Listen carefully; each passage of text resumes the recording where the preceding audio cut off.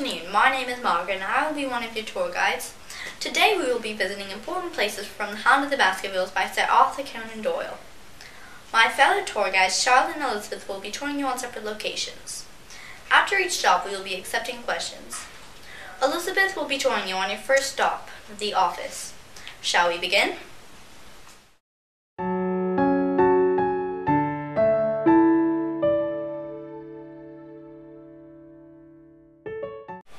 Hello, my name is Elizabeth.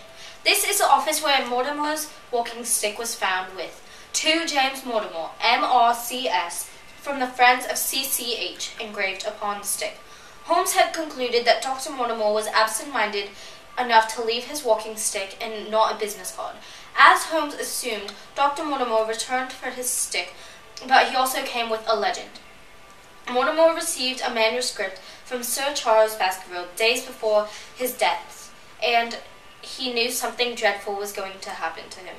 Dr. Mortimer read the manuscript about the story behind Hugo Baskerville's awful mistake that leads to each of the Baskerville's deaths and is the warning towards his descendants.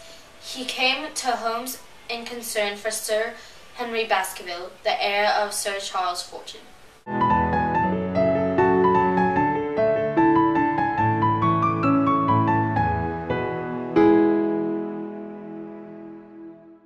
Dr. Mortimer was not only his patient, but his close friend. He also felt as if something bad was going to happen, so he passed the manuscript to warn future Baskervilles. Next, Charlotte will be touring you at Baskerville Hall.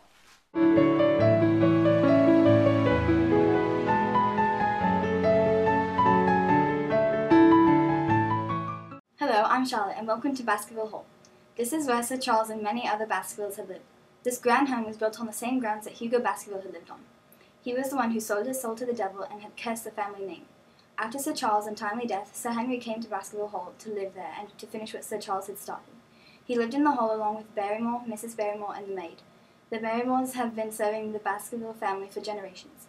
The hall has two main towers, as you can see behind me. It seemed to be a very roomy and lonesome place for just one man and his help.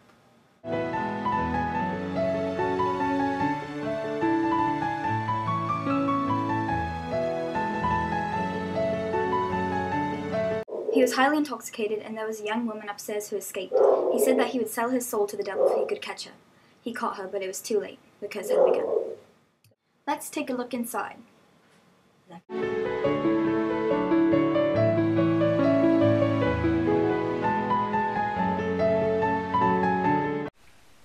We are now at the window in Baskerville Hall, where Barrymore visit every other night.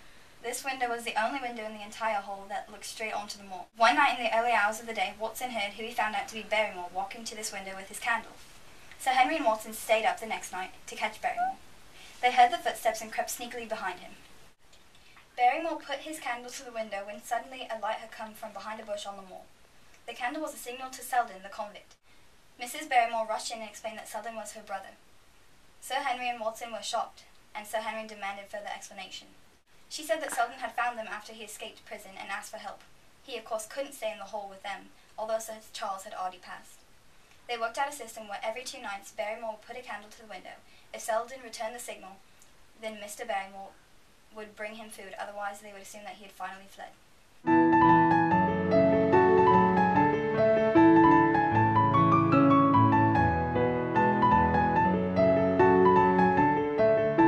Mrs. Barrymore saw Selden as a little boy from her childhood, not as a criminal.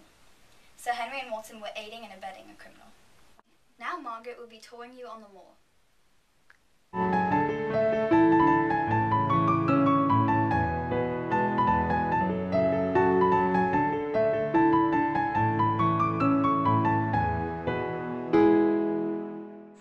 Here we have the moor. This is where numerous events happen in the story. The moor is home to the Grimper Mire and New Alley, which you will be hearing about as our tour progresses. The Baskervilles were told not to cross the moor at night or the alleged hellhound may attack them.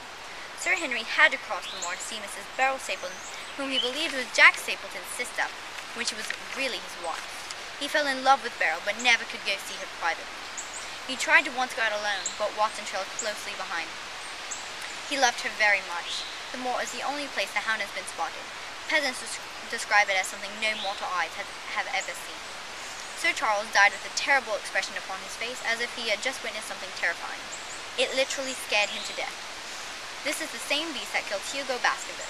Any Baskerville to walk upon the moor at night must be accompanied by someone. The one time that Sir Henry did walk along the moor alone, the hound struck, just as Holmes suspected. Holmes, Watson, and Lestrade were hiding out to make sure nothing would get too close to Sir Henry. Stapleton had released the beast to finish him off. Luckily, Holmes was one step ahead of Stapleton at the time. The hound was shot on the moor by Holmes with his pistol. If it had not been for Holmes's quick aim, Sir Henry would have faced the same fateful death as his ancestors. Now Charlotte will be touring you on the Grimpen Mire.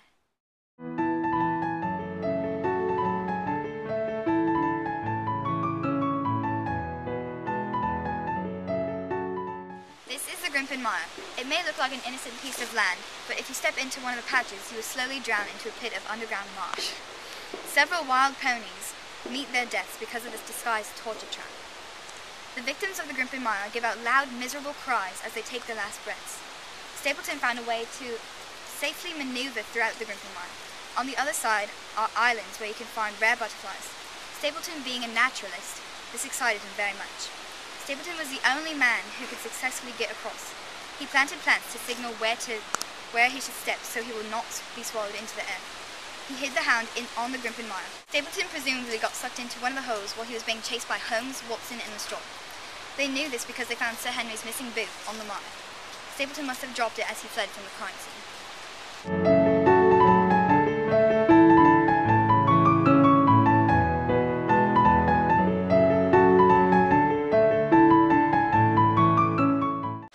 The boot so the hound could get scent of Sir Henry and know to kill him when he smells him. Now Elizabeth will be touring you on Yew Alley.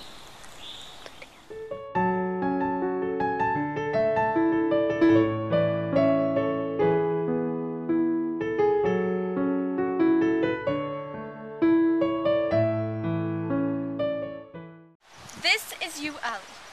The fence at the end is where Sir Charles's body was found by Barrymore. Yew Alley is full of questions. How exactly did Sir Charles die? Who or what killed him? The public facts state that he died of heart attack, but some say it was a phantom hound of the Baskervilles. Sir Charles Baskerville, being a very paranoid man, had gotten sight of the beastly mutt and had begun to run and had dropped dead of fear.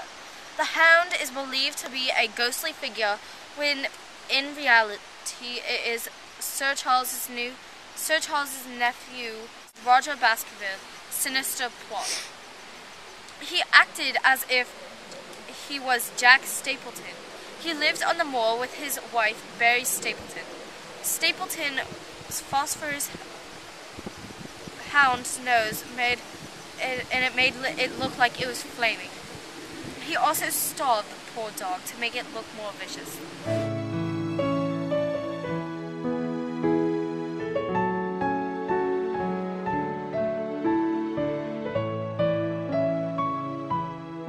He was out to meet Miss Laura Lyons. This was discovered by Barrymore. She found a corner of the letter in the fire. It said to burn the letter and was signed by the initials LL. Stapleton told Miss Lyons to send the letter but not show up, so he could kill him. Thank you for attending the tour of the Hound of the Baskervilles. We hope you enjoyed it.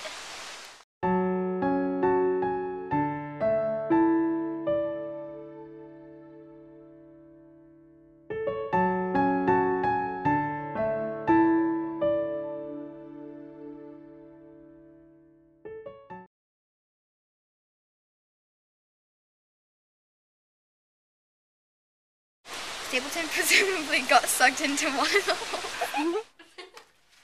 Okay.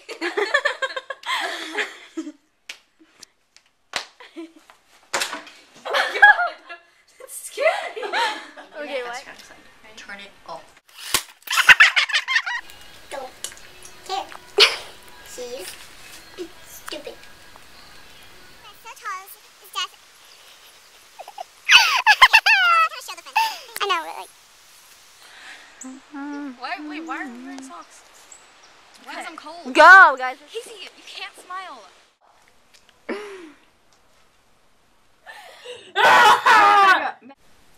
Barrymore put his candle to the window when suddenly a light had come back from behind. Oh. No, it's on, Charlotte. Oh, fine. Go ahead, Miss Professional. Okay. Emily. Okay, that's awkward, but okay, go. We are now at the window in Baskerville Hall where Barrymore would visit every other night. This window was the only window in the entire hall that looked straight onto the moor.